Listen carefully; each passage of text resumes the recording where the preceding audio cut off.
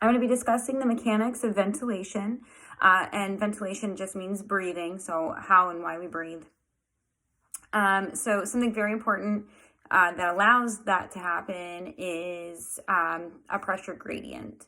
So an important thing to know with gases is that it moves along this pressure gradient, and that is gases go from a higher pressure to a lower pressure. Two important pressures that affect breathing are going to be the atmospheric pressure and then the intrapulmonary pressure. So both of these pressures rest at 760 milliliters per mercury.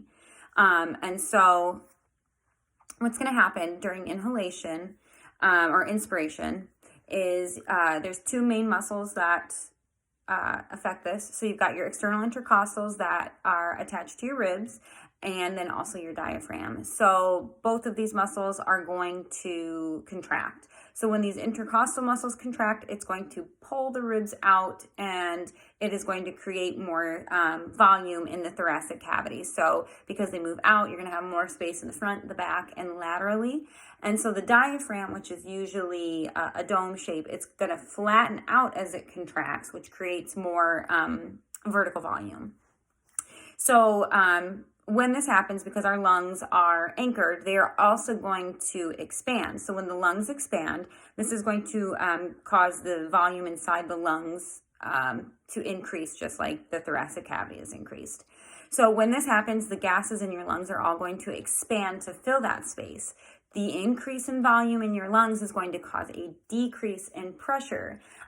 So because of that pressure gradient and gases wanting to move from a higher to a lower, the intrapulmonary pressure is going to go down to about 759 milliliters per mercury. So now that it's lower than the atmospheric pressure, it's going to create a vacuum, and you're going to pull in the air and inhale.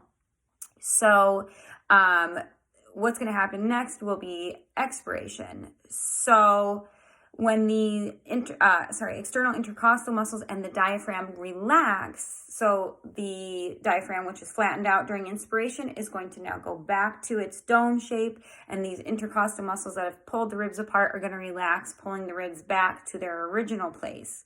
When this happens, the lungs are also going to go back, and a lot of that is thanks to their elasticity and then also their tendency to recoil.